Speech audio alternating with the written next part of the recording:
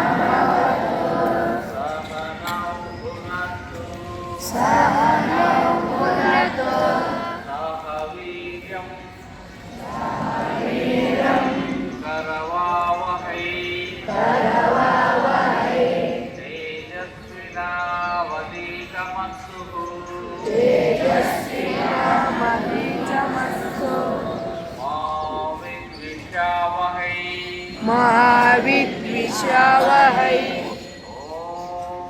शांति शांति शांति। शांति शांति शांति।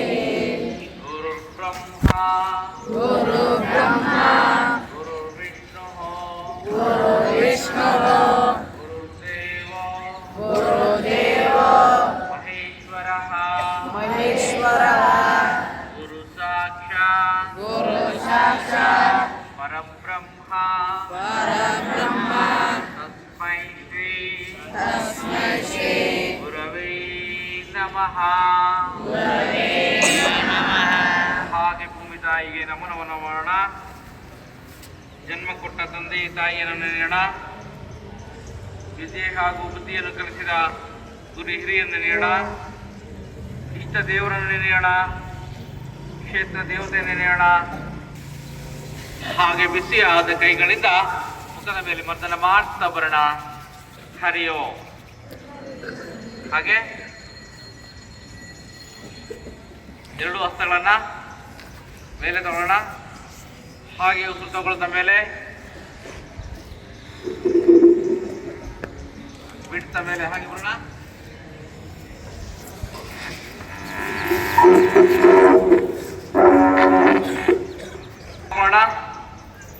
ಕತ್ತನ್ನ ಪೂರ್ಣ ಇದಕ್ಕೆ ಒತ್ತಿರೋಣ.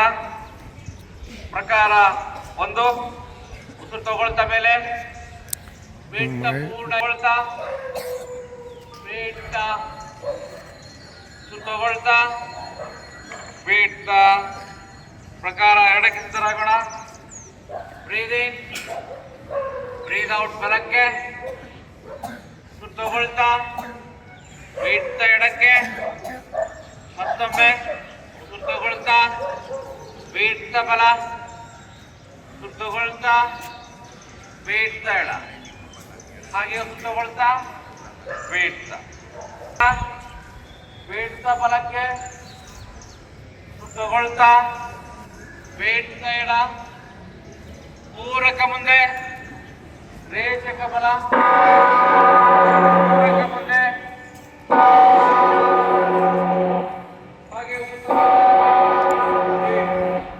ಹಾಗೆ ಭ್ರಮಣ ಭ್ರಮಣ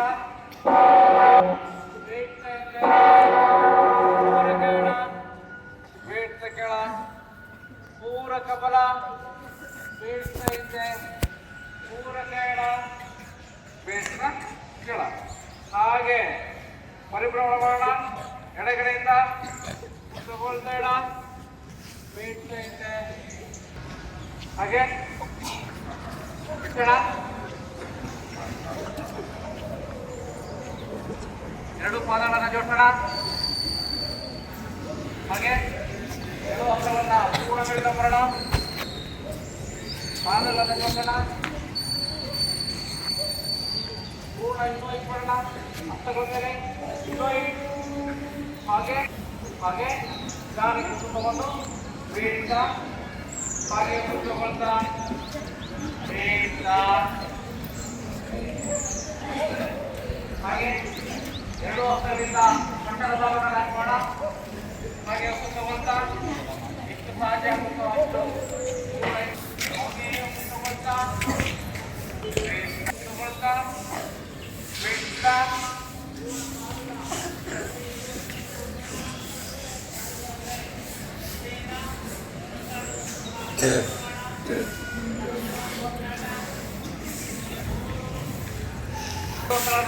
ವಿಮಾನಾಸನಕ್ಕೆ ಸಹಜವಾದ ಉಸಿರಾಟ